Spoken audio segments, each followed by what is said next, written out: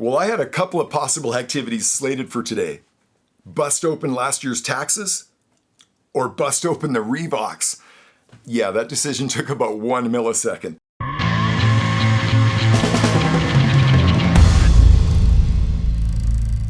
Am I ever excited to get started on a project that's been on my list for way too long?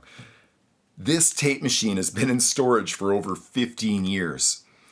This is a Revox A77 Mark IV. Not a particularly rare machine. They made all kinds of these back in the day. It's kind of a semi-pro market. It was never designed to go into the professional studio, really. It was just really more of a semi-pro machine, back when reel-to-reels were a really big deal. But this particular unit has a very special feature and a bit of an epic past. This tape machine came from the world-famous Mushroom Studios in Vancouver. And the original owner made a modification to it. He added a vari-speed control to the main drive motor, the capstan of this machine. That modification changes everything about this tape machine. Now I have the ability to slow this tape machine to a crawl. 1700 milliseconds of delay time, which creates the best sounding tape echo that I have ever heard in my whole career. In fact, I have never been able to reproduce the sound that this tape machine makes. I want to play a primo example of exactly why I want to get this Revox back in action and reintroduce it to my productions. Every single thing in this little arrangement was processed with the Revox. Check it.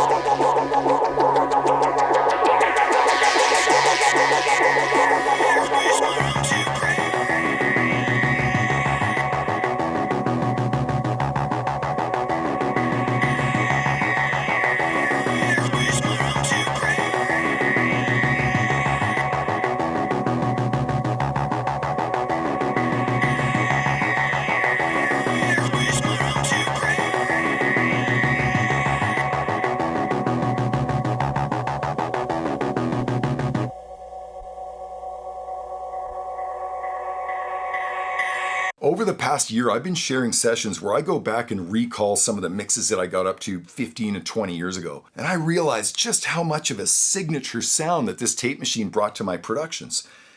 It's unbelievable that I let this thing die and I didn't do anything about it till now. So yeah, I dug this machine out of storage just this morning and fired it up for the first time in 15 years and didn't smoke anything. I mean, that's a great sign right out of the gate. There's some major issues going on with this tape deck, but overall, it's in really good shape. The capstan looks good, the heads aren't so worn. Almost everything functions on this machine, but it's 45 years old, and a lot of the components that are inside it have just seen the end of their life. There's a bunch of capacitors inside this machine.